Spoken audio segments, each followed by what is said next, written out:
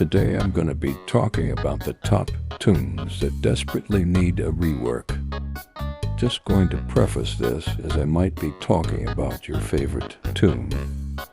This is just a list of tunes that, in my opinion, need a buff in some respect.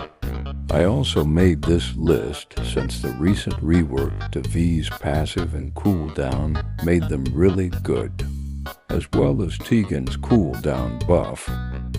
This tells me that other tunes could also be getting buffs or reworks in the future. So let's finally start talking about my personal list of tunes that need a rework. Starting off with a controversial honorable mention. Bassie. I picked Bassie not because of her stats and not really because of her abilities either. More so because of the mechanics behind her ability. Since launch, we as players wanted to have the ability to drop items.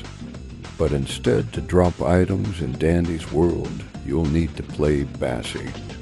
Having this simple mechanic locked away behind an event character just sounds like a bad idea, in my opinion. Dandy's world is a team survival game, and I think being able to share items shouldn't be exclusive to one tune. That's why I think Bassie should get her ability reworked and have item dropping be available to all tunes. But logistically, I don't see this happening. That's why I put Bassie as an honorable mention. At our number 5 spot, I think Finn could use a buff. I love Finn's design, and his playstyle is fun. You essentially run around looking for machines, and his passive makes him pretty quick while his stamina keeps him from abusing its speed. Unfortunately, I think since the game has progressed, he has just slowly been outclassed by other tunes, and I don't see many people play Finn anymore. Even on Finn's first release, other tunes just had a stronger presence. It's hard to compare him to other tunes like Sprout or Glisten, as Finn operates as a good extractor but lacks in anything making him really stand out. For example, Shelly is very similar stat-wise, with basically a weaker version of Finn's passive, but a very good ability. There's no real reason to play Finn late game unless you really like the character. For these reasons, that's why I think buffing the speed Finn gets along with the duration of speed would really help them stand out. There's many ways going about a buff for Finn, but a duration buff to his speed would actually be amazing. Imagine being able to stack speeds with Finn's passive more consistently. This would be hilarious to look at, but also create a unique playstyle that we don't really see with other tunes. At our number 4 spot, I'm going to bring up Scraps. I'm not going to go too in depth, since I've already made a video covering why she is still very weak. Although we did get to see a buff with her being able to pull herself to machines, I still think a few things can be done to make them more viable. I think if she were to get a stat rework, she could get a buff in her stealth by taking a stat from either extraction or skill check so she can function as a proper survivor. I'm thinking this way since it makes sense, and she's also based off and acts like a cat. But a more realistic approach would be reducing the cooldown just a tiny bit more, and making her ability act faster as well. At my 3rd pick, I have to say Cole could use a bit of a buff. Cole's ability is unique, but 100 seconds of cooldown for a support move that isn't needed for the team's survival is kinda insane. I think this is a situation where buffing duration would also be really helpful. Having the items be highlighted longer would help Cole out a lot, as well as shortening cooldown. People have also pointed out that Flutter and Cole have the same stats, and honestly, I don't really mind. But I think we should consider what makes most sense for a Toons stats. I don't think it would be a stretch to say that Cole is more noticeable compared to the other Toons and has lower stealth in favor for stamina or movement speed. At my second pick, it has to be RND. For the longest time, I've wondered why I didn't like to play as RND. By far, it was one of my favorite designed Toons in the game, but I knew I wasn't going to like its playstyle. I chalked it up to it being pretty gimmicky, but on closer inspection, it's a bit more than that. And that's because Razzle and Dazzle technically don't have an ability. Aside from the passive stat swap, R&D has 15 stars in stats at all times, so there's no real difference between R&D and a Toon with no ability.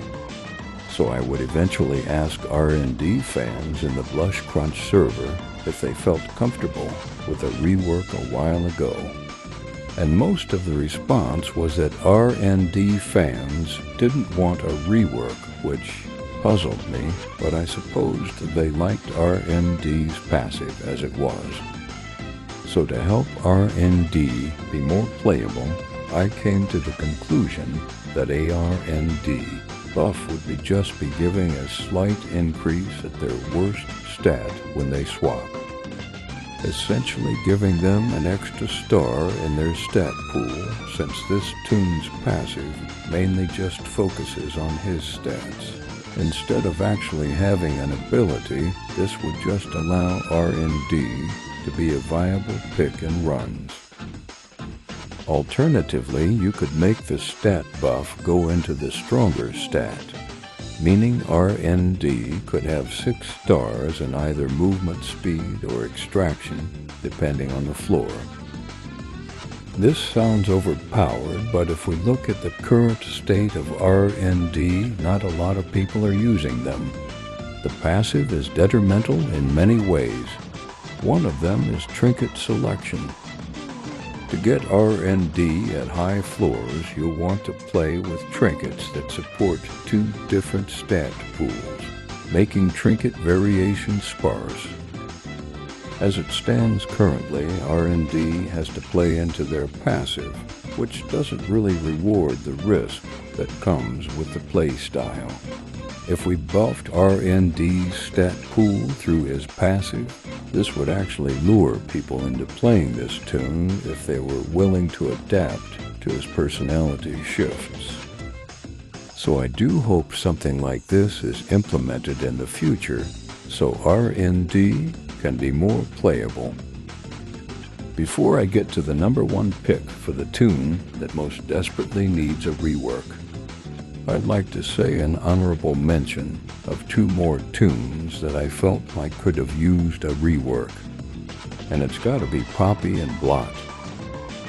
Poppy is here since I feel like more could be done with her character, but she is a starter and she works pretty well for that title too. She's really good for new players trying to understand the game's mechanics. I also wanted to mention Blot, since I felt like his character was missing something. But they work functionally the same as most other Toons, and nothing is really wrong with them. I guess the stats feel a bit off and Blot Jr. isn't that useful in most cases. Alright, the Toon that I think most desperately needs a rework. Babette. Babette deserves an entire video going over the many issues it has had. Before V got a buff, a lot of people were saying that V was the worst main. But even before the buff, the worst main was undeniably Babette, which sucks because she's a really unique character. In truth, she has the worst stat distribution I've seen in this game.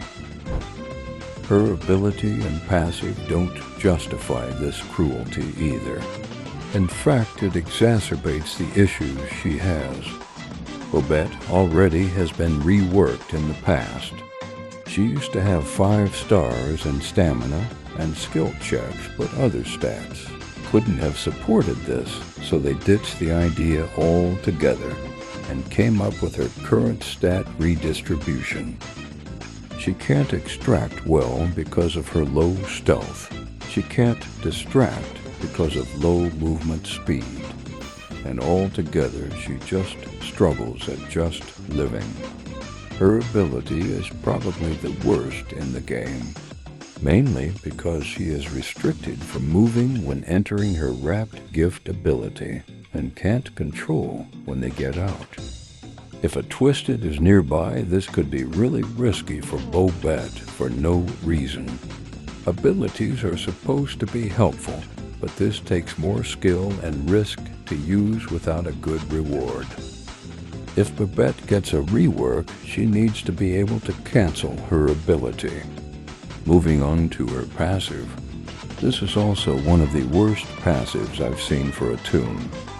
The boost in stamina she gives others is decent, but its range is pitiful, and her stealth wouldn't allow this to be practical at all. And something that makes the passive even more bad is the fact that it turns off.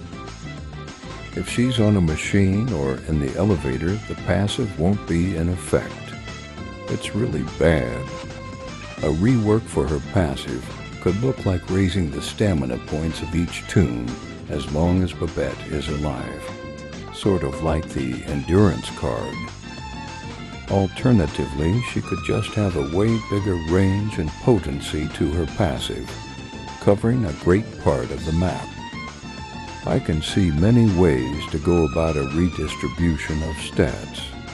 I like what they did with the 2 5-star stats. You could make Babette have 5 stars in stamina and checks, and 4-star movement speed, then disregard extraction and stealth altogether. Or Babette could go 5 stars in checks, 4 in both stamina and movement, with 2 stealth and 1 extraction.